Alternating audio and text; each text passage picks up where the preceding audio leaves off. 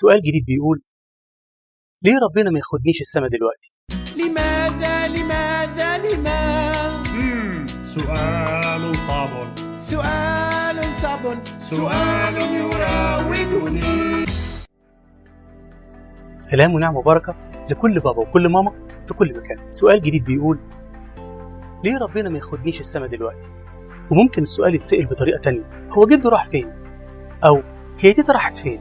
ولما نقول له راحوا السما يسأل: طب ليه ربنا أخدهم السما وهو عارف إن أنا بحبهم؟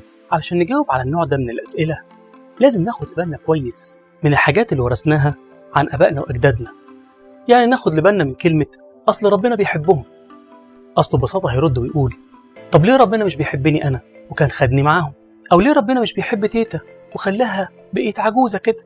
وبرضه خد بالك من كلمة بعد الشر عليك، لأننا عايزين نحببه في السما. فما ينفعش لما يقولك أنا نفسي أروح السما تقولي له بعد الشر عليك. ببساطة احنا هنرد على السؤال ده ونقول له: مش انت بتحب القصص وبتحب تقراها وتسمعها؟ وكل قصة من القصص اللي بنقراها أو بنسمعها بيبقى ليها بداية وبيبقى ليها نهاية، وفي قصص بتبقى على جزئين وعلى 3، يعني كتابين و3. أهو احنا حياتنا بالظبط زي القصة، ليها بداية وليها نهاية، وحياتنا على جزئين يعني على قصتين. الجزء الأول بيبدأ على الأرض، بناكل وبنشرب وبنروح المدرسة وبنذاكر وبنكبر ونروح الكنيسة ونصلي ونسمع الكلام، ولما نكبر نشتغل، وفي كل مرة بنعمل حاجات حلوة عشان ربنا يبقى مبسوط بينا.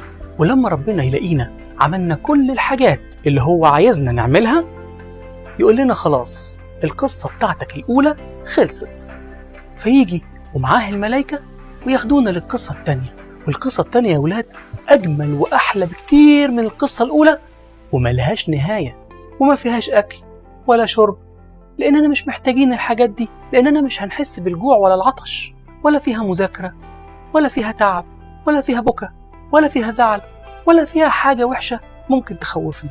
قصة كلها فرح ولعب وتنطيط، نرنم مع ماما العذراء ونلعب مع مارجريس، نسبح مع الملاك ميخائيل ونتمشى مع القديسة دميانة. كل ده وربنا معانا وشايفنا واحنا كمان شايفينه، وكل يوم ربنا ياخدنا في حضنه.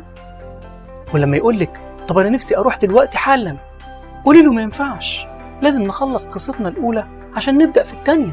لازم نعمل كل حاجة حلوة عشان ربنا يتبسط بينا، ولازم نخلص كل حاجة ربنا عايزها مننا عشان في الاخر يجي وياخدنا عنده.